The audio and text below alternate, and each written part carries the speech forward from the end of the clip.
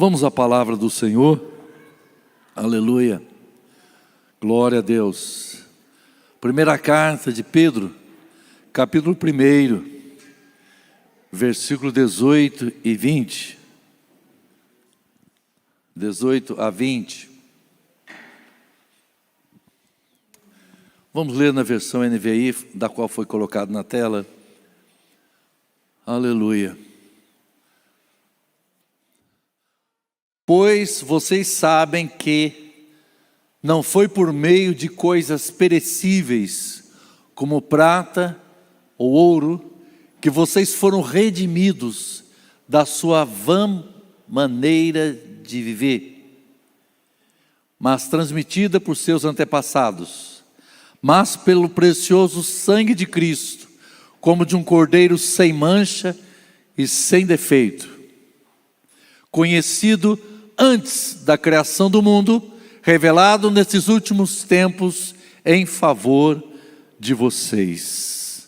Amém? Glória a Deus. Curva a tua cabeça, por favor, vamos orar. Aleluia, vamos orar.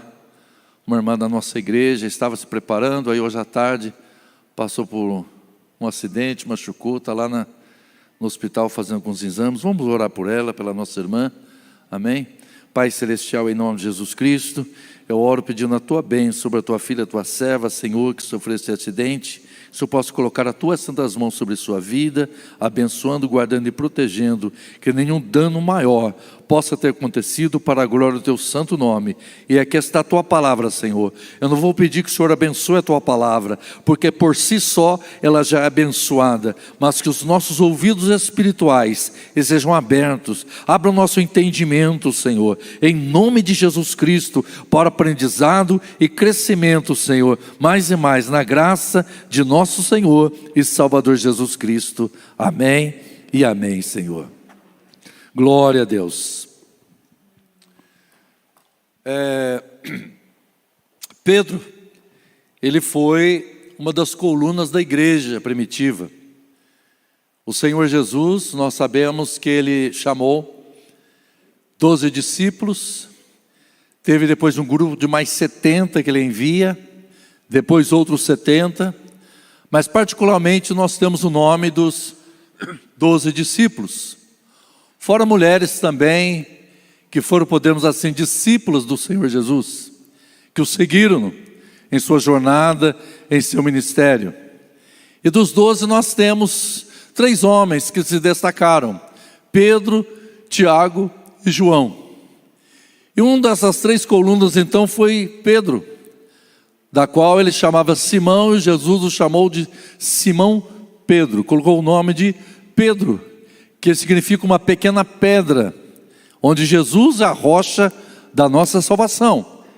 Mas Pedro, ele foi também um ícone da igreja, ele foi um dos principais da igreja em Jerusalém.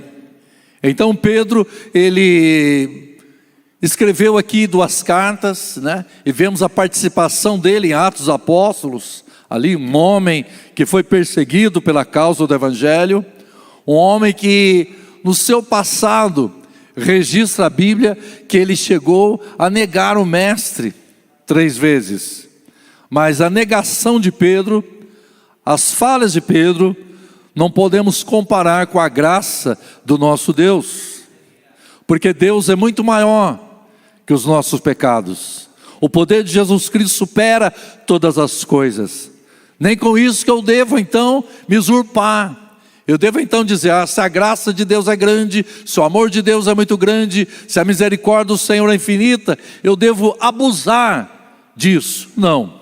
Mas Pedro, ele negou o mestre 3 vezes sim, mas diz a Bíblia que após a negação ele chorou amargamente, chorou de uma forma terrivelmente.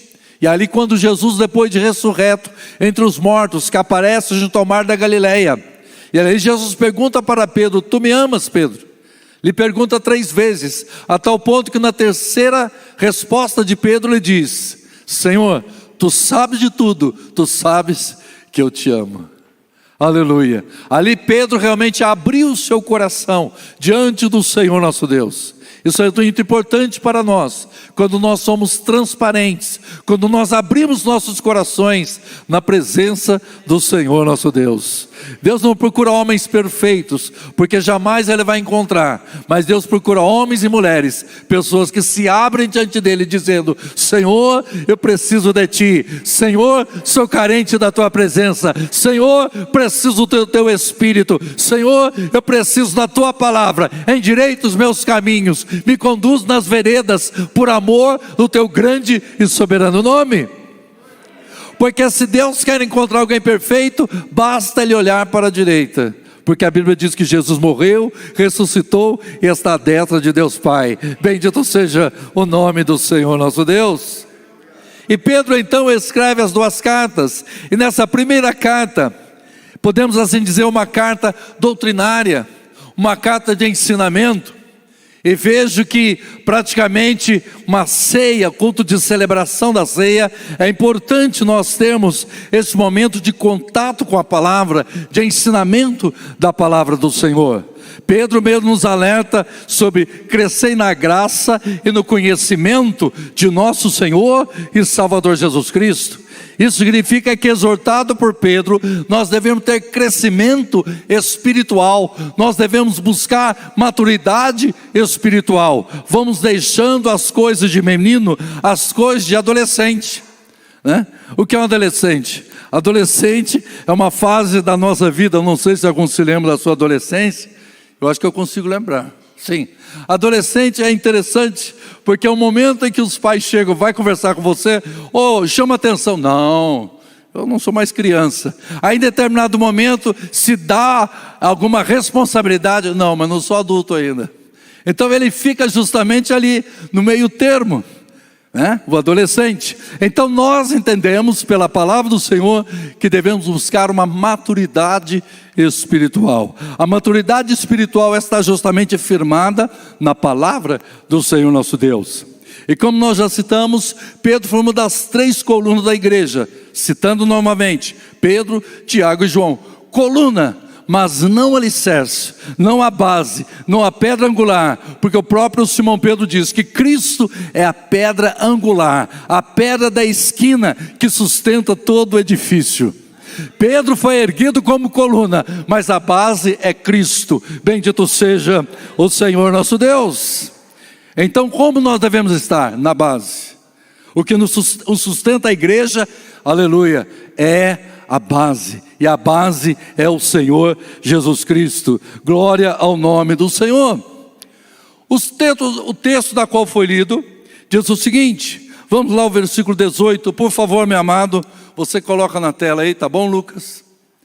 Olha o que está escrito: pois vocês sabem. Olha, está dizendo para a igreja. Essa carta não é específica, como foi a carta aos Efésios, a Tessalonicenses, Filipenses, Colossenses, etc. Mas essa carta é uma carta geral a toda a igreja do primeiro século até os dias de hoje, até Cristo voltar. Então ele está dizendo, pois vocês sabem. O cristão tem que saber. Você tem que saber, você tem que entender que você tem que saber algo. Quando diz esse texto, pois vocês sabem, ele está afirmando, ele é categórico. Ele está dizendo que você é firme naquilo que você sabe. Aleluia, eu creio que você sabe. Você sabe o quê? Que não foi por meio de coisas perecíveis. Você tem uma versão aí, coisas corruptíveis, que se corrompe, que se estraga, que perde o seu valor, que tem valor o quê? Não tem um valor, um valor muito estável, não é estável. Uma hora está alta, outra está em baixa, não tem tanto valor. Coisas corruptíveis, perecíveis, como prata ou ouro. As pessoas valorizam muito o ouro. É interessante como a forma como Pedro, ele escreveu esta carta, no contexto daquela época. Hoje o que você acha que tem mais valor que prata ou ouro? O que vocês acham? Quem sabe o diamante é mais caro? Não sei. Amém? Se alguém tiver depois, diamante, mostra aí para mim que eu quero saber. Tá? Como prata ou ouro, né? o que tem de valor. Então Pedro, ele faz um paralelo dizendo, não foi com coisas corruptíveis, prata, ouro, ele está o quê? Ignorando, desvalorizando aquilo que é superior a tudo neste mundo.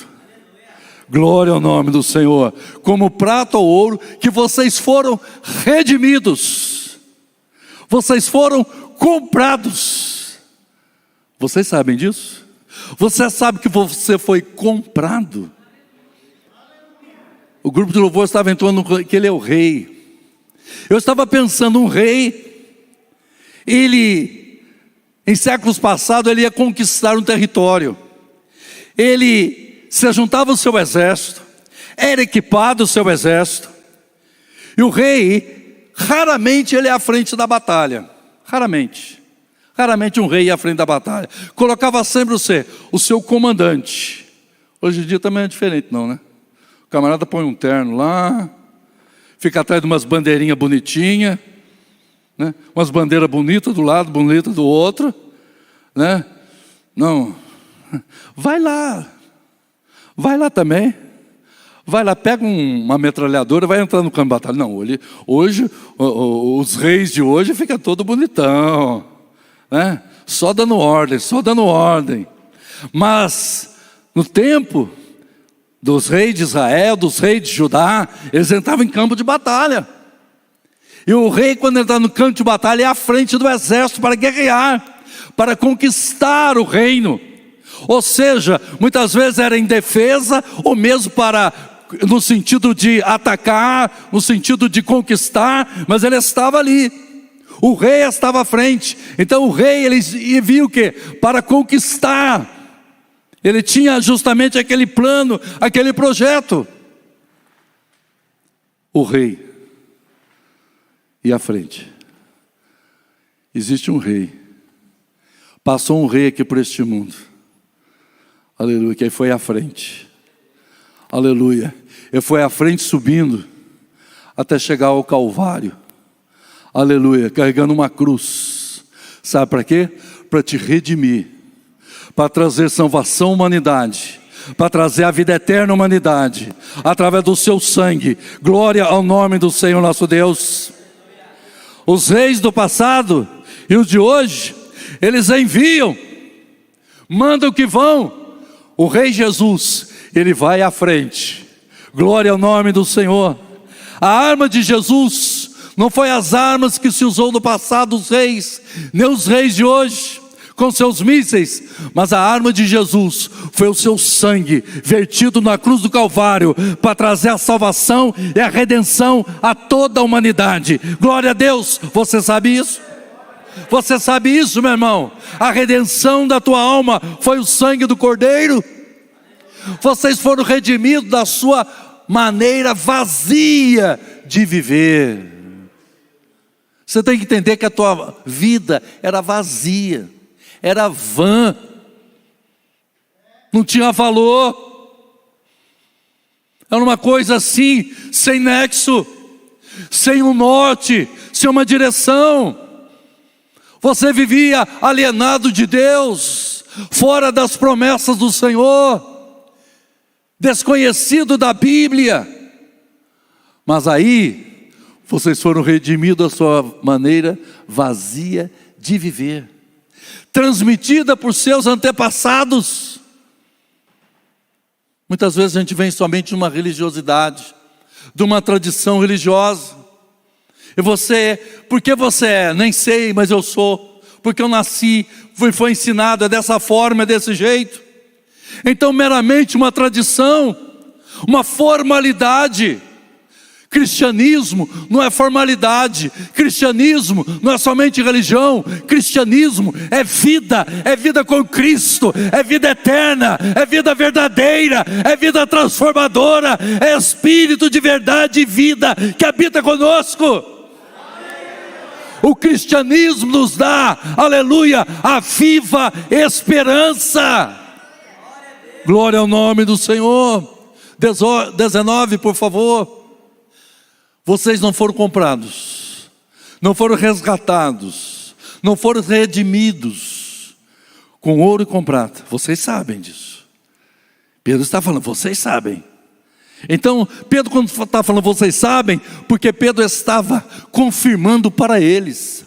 Sabe por quê, irmãos? O perigo é nós ficarmos tão assim, tem hora distraídos, acomodados, e esquecemos da obra propiciatória de Cristo, da obra de Cristo na cruz, da obra do sumo sacerdote Jesus ao nosso favor. Vocês foram comprados com o quê? Mas você foi comprado. Eu fui comprado. Jesus nos comprou, pagou o preço da nossa alma. Então nós pertencemos a quem? Ao mundo?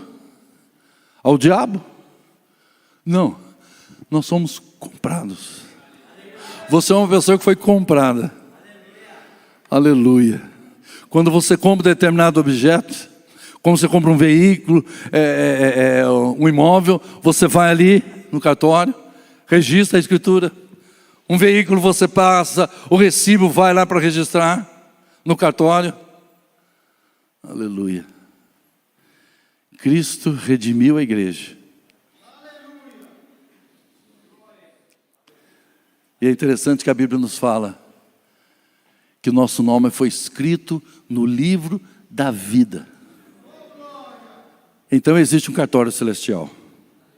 Existe um cartório no céu, onde Cristo nos redimiu, nos comprou e está registrado lá. Aleluia. Está registrado no céu, porque fomos comprados, mas não com ouro e prata, coisas perecíveis. Não, mas pelo precioso sangue de Cristo. Por que o sangue de Cristo é precioso? Porque é o único. Sangue representa a vida, e Cristo derramou a sua vida por nós na cruz. Oh, aleluia. Pare comigo e pense na salvação da nossa alma. Pare comigo e pense no valor que Cristo pagou ao nosso favor. Por isso eu digo, o tema da mensagem é alto valor, alto preço Jesus pagou pela nossa vida. Por isso que vale a pena. Vale a pena nós passarmos, enfrentarmos as tentações, as provações no dia a dia, porque o que Ele fez por nós é um alto preço. Glória ao nome do Senhor nosso Deus.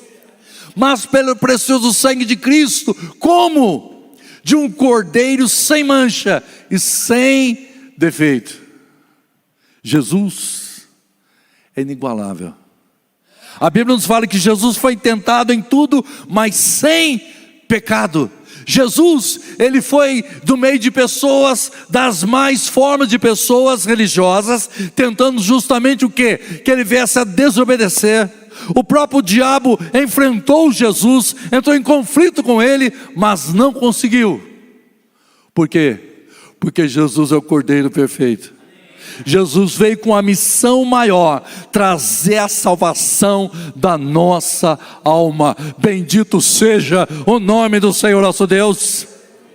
E estamos aqui nesta noite, igreja, justamente para celebrar o que Ele fez por nós, o que Ele participou com aqueles seus discípulos naquela noite, a noite do jantar, Ele preparando para a Páscoa, aleluia. E Ele sim é o Cordeiro sem mancha, sem defeito. E é interessante que naqueles dias já traziam tantas acusações como Jesus. Nos dias de hoje não muda também. Sempre cria uma história de confusão, falando de coisas sobre a pessoa de Jesus. Eu confesso para vocês que algumas vezes fiquei invocado. A pessoa fica invocando, fala isso de Jesus, né? Falando até de Maria Madalena, né? Que tem um desenho lá, não sei o que, a pintura, né? Falando sobre Jesus, Maria Madalena. Eu confesso para vocês que dá uma ira santa. A gente fica bravo, mas não precisa. Ninguém precisa defender Jesus. O que as pessoas vão colher daquilo que estão falando de Jesus, que vai ser perdição para todo sempre. Aleluia. Mas Jesus é sem mancha e sem defeito. Oh, glória a Deus. Sabe por que a igreja continua na face da terra? Não porque tem pastores aqui na terra perfeito, mas porque o pastor soberano é perfeito, porque Jesus é perfeito, porque Jesus que é adorado é perfeito, porque Jesus que inspirou esta Bíblia é perfeito, porque a pregação dele, da pessoa dele, ele é perfeito. A celebração da ceia, feita por nós seres humanos, pastor ministra, o diácono serve, mas aleluia, a obra por ela mesma, ela é perfeita, porque é do Senhor Jesus Cristo. Glória ao nome do Senhor. Aleluia. Glória a Deus. Como de um cordeiro sem mancha e sem defeito. A lei dizia isso. Era para trazer o cordeiro, era para trazer o animal, para ser consagrado, levado como sacrifício, sem defeito. Aleluia. Isaías 53. Jesus é levado ao matadouro, como ovelha muda, perante os seus tosqueadores. Ele não abriu a sua boca. Poderia reclamar: vou morrer pelos ímpios? Vou morrer por essa humanidade perdida? Vou morrer por esses homens que se blasfemam de Deus? Estão distantes de Deus? Vou morrer pelas pessoas deste mundo? Mas ele não abriu a sua boca. Aleluia. E a gente abre a boca com qualquer coisa, né? Nossa, o cara me deu uma fechada na rua. Já não dá mais. Não dá mais. Jesus foi levado como ovelha muda, perante os seus tosqueadores. Se submeteu, aleluia, sabe para quê? Para nos redimir dos nossos pecados. Bendito seja o nome do Senhor. Aleluia. Versículo 20, por favor. Aleluia. Agora, o que é? A palavra do Senhor é maravilhosa. Por mais que você estude uma ciência aqui da terra, mais que se estude uma ciência, seja história, seja geografia, seja direito, seja astronomia, e faz uma lista aí. Você começa a estudar as ciências deste mundo, você começa a ver, né, as interrogações, os questionamentos, as divergências, os conflitos, os achômetros que existem, eu acho, possivelmente, né? Há mentalidades diversas de pensamentos, mudanças. Não, agora não é mais assim. Agora uma edição, uma reedição, uma transformação. Aí eles alegam: usos e costumes, cultura muda com o tempo. O homem ser social, e como ser social, ele influencia e é influenciado e muda as coisas. Aí você fica assim: não é, foi, isso aqui, mudou. A nossa língua portuguesa mesmo mudou muitas coisas. Esses dias eu estava escrevendo um texto lá, mudou. Muitas coisas mudaram. Eu tenho um livro em casa que tem farmácia com PH. Está lá, PH, farmácia. E já tirou o H, não é PH, é F. Mudou. As coisas mudam. Tenta escrever uma carta, cuidado com o que você vai escrever, porque mudou. Tem professor de português que já nem sabe mais o português, que muda. E tem agora uma cultura também, nos dias de hoje, que muda as coisas. Você fala todas, todos e todes. Eu conheço Todd. Todd eu conheço, Nescau. Mas todes, eu fiquei sabendo agora que existe todes. Então, coisas que mudam. Mudam no dia a dia. Mudam. Na verdade, muitas coisas são até banalizadas.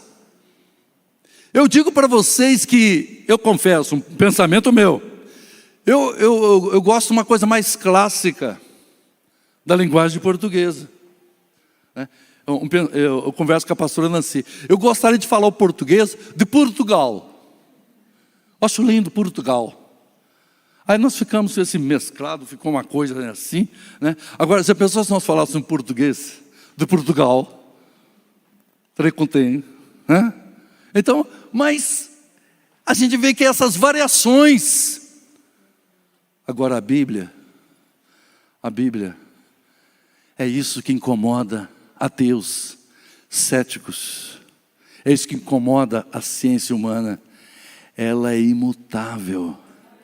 Ela é infalível, ela é contemporânea, de centenas de anos atrás, ela continua a mesma, no seu poder, na sua autoridade, aleluia. Aquele que enviou o Espírito para inspirar este livro, ele disse: passarão os céus e a terra, mas as minhas palavras jamais hão de passar. Oh, glória ao nome do Senhor! Que coisa maravilhosa, aleluia. Agora, como diz o pastor Mateus, meu filho, pensa comigo na primeira frase ali, ó, primeira linha. Olha só, isso que ele está dizendo: olha, vocês foram redimidos, não foi com prata, ouro, coisas perecíveis, mas precioso sangue de Cristo, um cordeiro imaculado, incontaminado, que era apresentado no Velho Testamento, e agora figurado no Velho Testamento, e agora colocou literalmente para nós. Que coisa linda! Conhecido! Então Jesus foi conhecido antes da onde, igreja? Criação do mundo. O que? Antes de Gênesis 1:1, antes, conhecido antes. Aleluia. Por isso que Deus é o Deus Todo-Poderoso, do tempo, do espaço, de todas as coisas. Por isso que Ele é o Rei da glória, é o Rei dos reis, Senhor dos senhores, sabe, conhece todas as coisas, onisciente, onipresente, eterno, onipotente. Ele é Deus Todo-Poderoso. Bendito seja o Senhor, conhecido antes. Aleluia. O Apocalipse diz que Jesus é o Cordeiro morto antes da fundação do mundo. Mas para aí, antes de Deus criar tudo, universo, terra, homem, seres humanos, antes de Deus criar todas as coisas, Jesus é o quê? É o Cordeiro morto antes. Sim, isso para nós entendermos nessa expressão aqui. Primeira, a grandeza do nosso Deus, a grandeza do teu Deus, que tem ministrado na sua vida, tem guiado os seus passos. Então, diz o salmista: entrega teu caminho ao Senhor, confia nele e Ele tudo fará. Antes da criação, Ele já sustentava todas as coisas, depois Ele conhece todas as coisas. A Ele glória, a Ele louvor, a Ele adoração para todos sempre. Só Ele é Deus, só Ele é digno de toda honra, toda glória e todo louvor. Você pode aplaudir o Senhor por isso?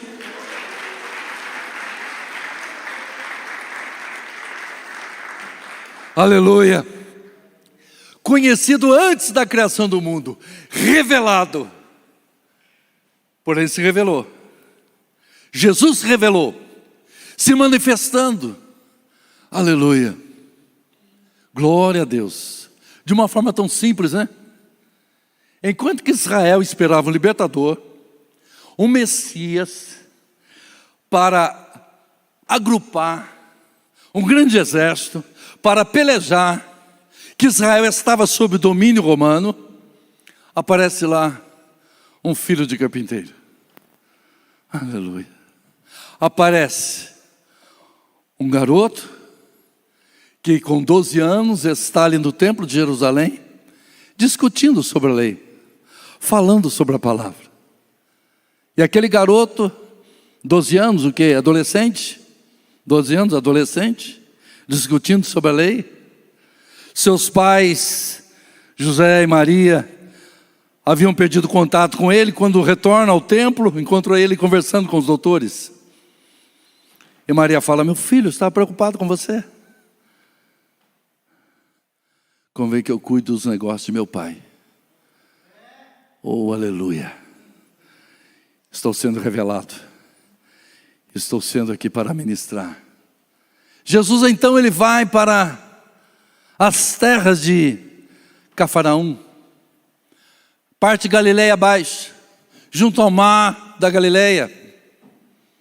Jesus justamente vai naquela região, uma região ali, da qual o povo, oprimido pelo Império Romano, pagava impostos, coisas terríveis.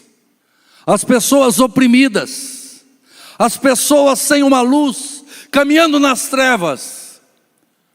Mas o profeta declarou que o povo que andava nas regiões da sombra da morte viu uma grande luz. Aleluia. Viu Jesus caminhando junto ao mar da Galileia. Fez maravilhas, curou enfermos, levantou paralíticos, deu vista aos cegos. Aleluia. Multiplicou pães e peixes, estendia as mãos só para abençoar. Aleluia. Quando intentaram proclamar o rei, fazê-lo líder de Israel, fazer dele um ícone, para batalhar à frente de Israel, sob o domínio romano, fazê-lo rei, ele ignora, ele não dá um passo à frente, ele prefere se omitir. Quantas pessoas o procuram para aclamá-lo como rei outra vez mais, ele diz aos discípulos: entre no barco, atravessa o mar da Galileia, e ele sozinho sobe ao monte e vai orar. Ele vai falar com o Pai, vai ficar em segredo, porque ele sabia que o reinado dele não era naquela época. Até a humildade sempre ele transpareceu, sempre ele se colocou, porque ele sabia que reinado haveria fisicamente sim, mas ele estava preparando um reinado espiritual, um reinado no coração do homem, um reinado no coração de todo aquele que abre o coração e diz: Senhor, senta no trono do meu coração, se assenta aqui e reina na minha vida, seja Senhor do meu ser, domine sobre os meus pecados, domine sobre a minha vontade, para que eu possa agradar ao Deus Todo-Poderoso. E após milênios, Jesus está encontrando nesses últimos dias homens e mulheres que estavam escravos, homens e mulheres que estavam no poderio das trevas e foram transportados para a luz do Deus Todo-Poderoso. Hoje em suas vidas está a presença de Jesus reinando em seus corações. Aleluia. Espiritualmente você pode glorificar ao Senhor por isso, porque você sabe disso, você entende isso, você vive isso. Nós sabemos disso. Nós sabemos. E porque sabemos, nós somos perseverantes na fé. Nós servimos ao Senhor. Vacilamos algumas vezes, tropeçamos, caímos. Mas Senhor, me levanta. Mas Senhor, me coloca em pé. Mas Senhor, me ajuda, porque Senhor, nesse reino é guerra, é batalha, mas eu preciso da fortaleza do Teu Espírito para me levantar em meio à guerra. Nesse exército, o rei não somente vai à frente, mas o rei está com você ao teu lado. E o rei nesta noite, ele está aqui para curar as tuas feridas. Oh, aleluia. Sabe o que eu acho lindo? Eu já assisti alguns filmes de guerra. Você já assistiu filme de guerra? Eu assisti um filme de guerra, achei interessante. Não lembro mais o qual. Aí no momento estoura uma bomba. E existe uma amizade entre os soldados.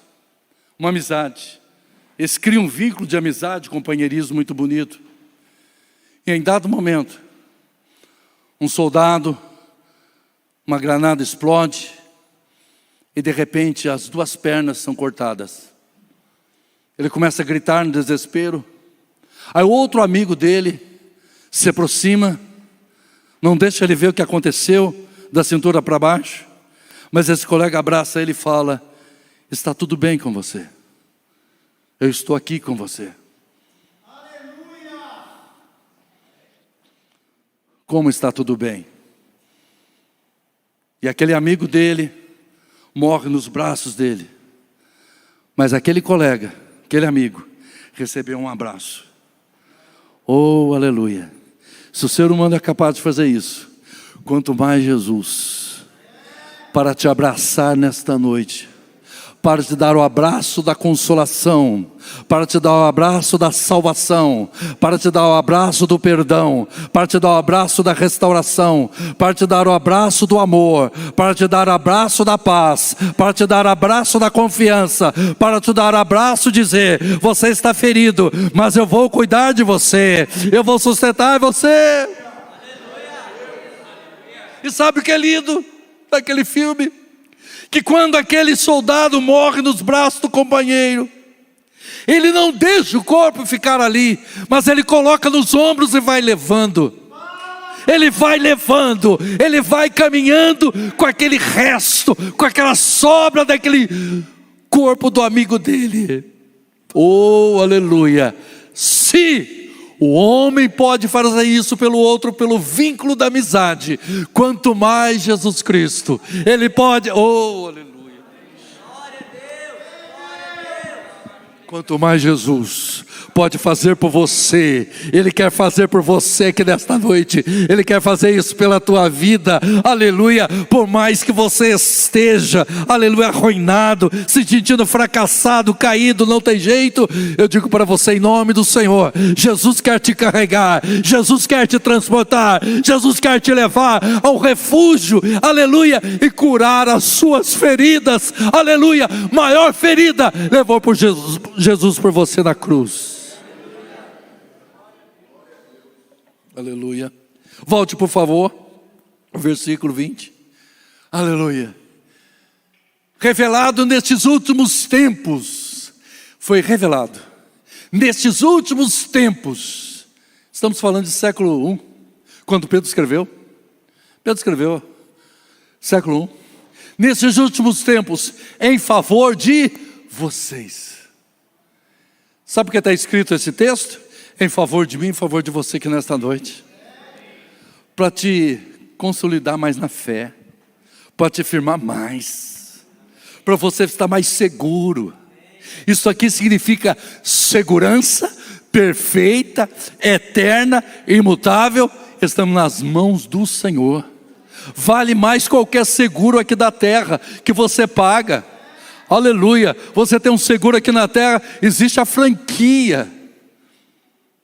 E a franquia eu nunca entendo o que é, porque quando você vai precisar, você tem que pagar do mesmo jeito.